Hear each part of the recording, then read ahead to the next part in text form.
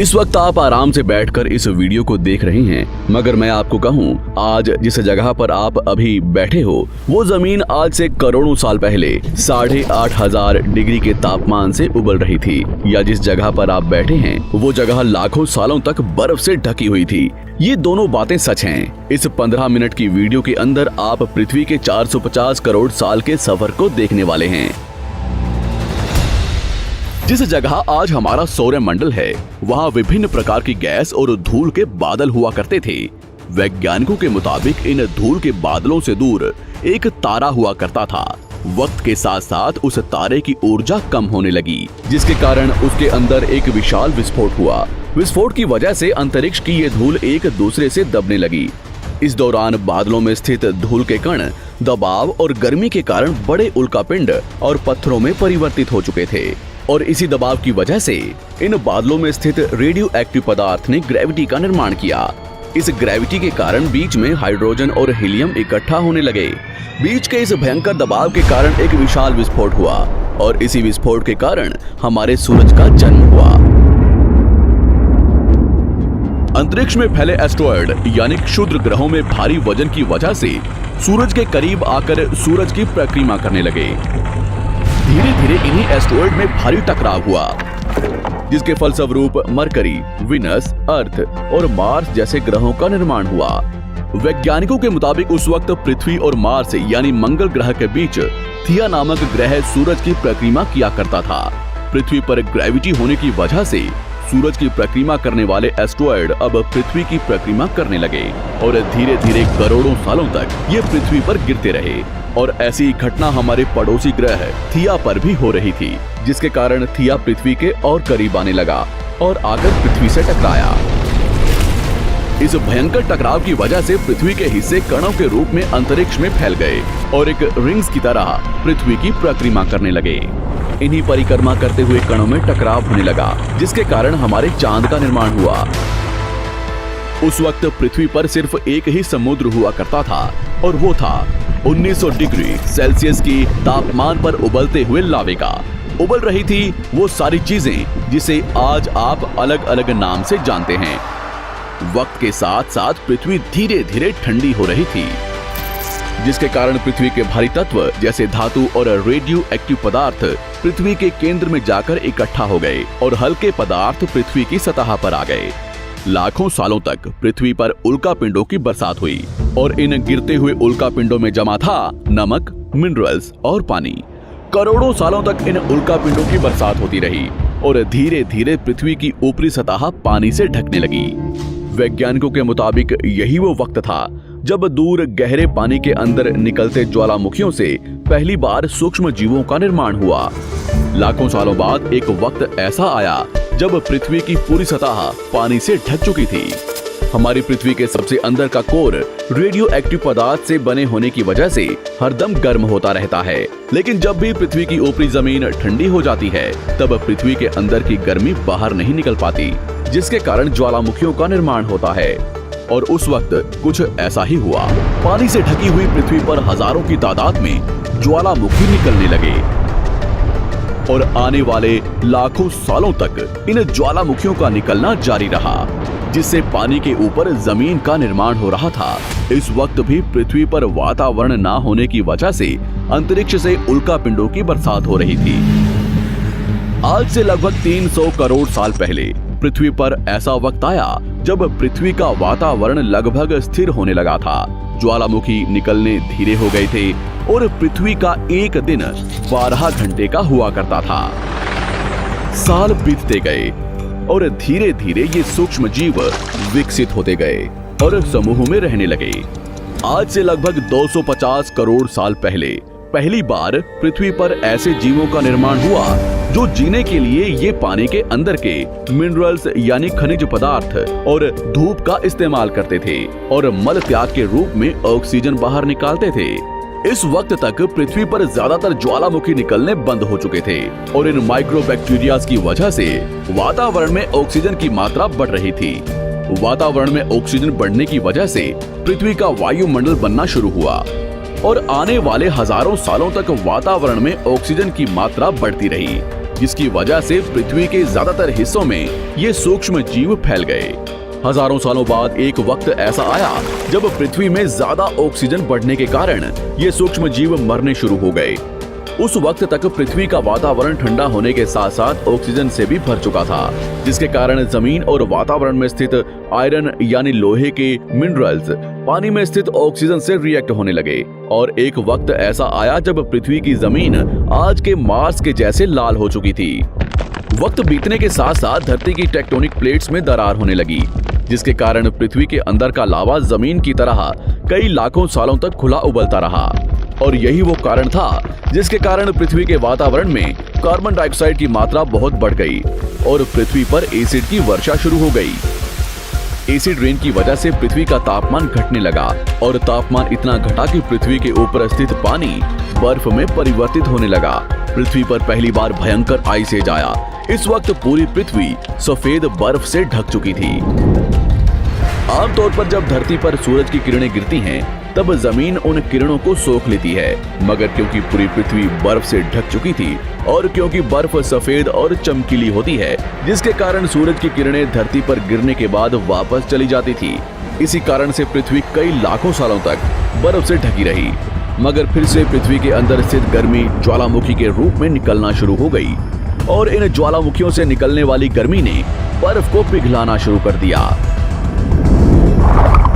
इसी बीच पृथ्वी की गहराई में बचे कुछ सूक्ष्म जीव धीरे धीरे बदल रहे थे और अब वो ऑक्सीजन को अपने शरीर को बड़ा और जटिल बनाने के लिए इस्तेमाल करने लगे थे।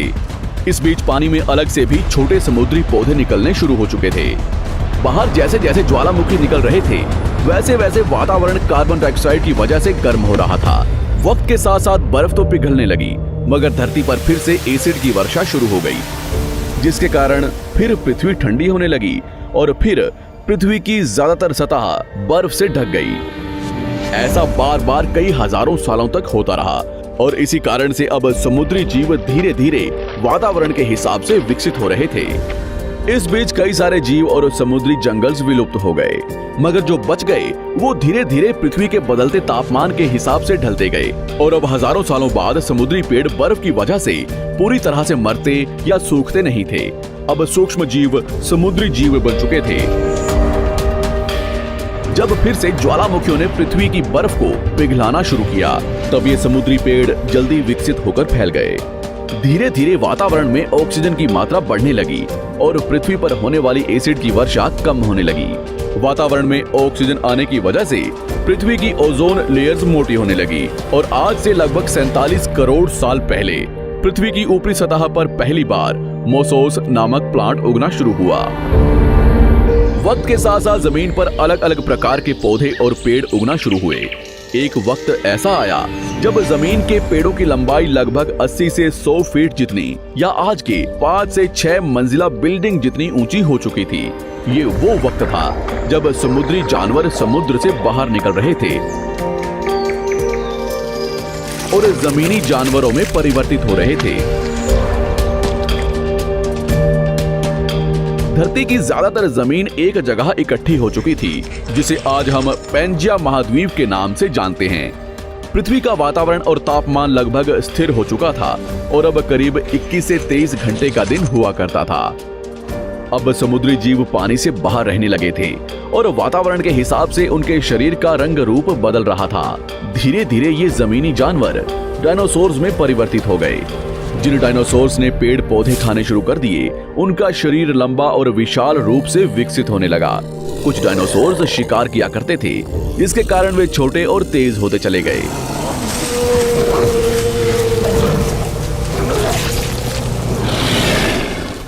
पृथ्वी की ऊपरी जमीन एक जगह इकट्ठी होने के कारण ज्यादातर जमीन रेगिस्तान और बंजर हो चुकी थी। ज्यादातर जंगल समुद्र के करीब हुआ करते थे, जिसमें डायनासोर्स रहा करते थे। आज से लगभग 20 करोड़ साल पहले पैंजिया महाद्वीप टूटना शुरू हो गया। पैंजिया के विभाजित होने की वजह से पृथ्वी की ज्यादातर ऊपरी जमीन पानी के संपर्क में आने लगी, जिसके फलस्वरूप पृथ्वी पर हरियाली बढ़ती गई, जिस वजह से डायनासोर्स और ज्यादा विभिन्न और विशाल होते चले गए। डायनासोर्स ने आने वाले लगभग 20 से 30 करोड़ सालों तक पृथ्वी पर राज किया। उस वक्त डायनासोर्स समुद्र से लेकर जमीन और आसमान तक पूरी पृथ्वी पर राज किया करते थे।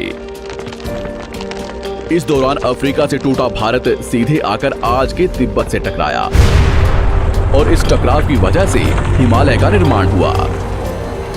आज से लगभग 6.5 करोड़ साल पहले पृथ्वी की तरफ आज के माउंट एवरेस्ट से भी बड़ा लगभग 4.5 लाख करोड़ किलो जितना वजनिया उल्कापिंड लगभग 80,000 किलोमीटर प्रति घंटे की स्पीड से पृथ्वी की तरफ आ रहा था। पृथ्वी की सतह को छूते ही उसमें भयंकर आग लगी और वो जलते हुए सीधा पृथ्वी से टकराया। इस टकराव से निकलने वाली ऊर्जा आज के 10 करोड़ परमाणु बम एक साथ फटने के बराबर थी। जहां ये उल्कापिंड गिरा, वहां के जानवर और पेड़ तुरंत भाप बनकर जल गए। गिरते ही पृथ्वी पर पूरी तरह धूल फैलने लगी। समुद्र में भयंकर बाढ़ आने लगी। भूकंप और आग ने पृथ्वी को जलाना शुरू कर दिया।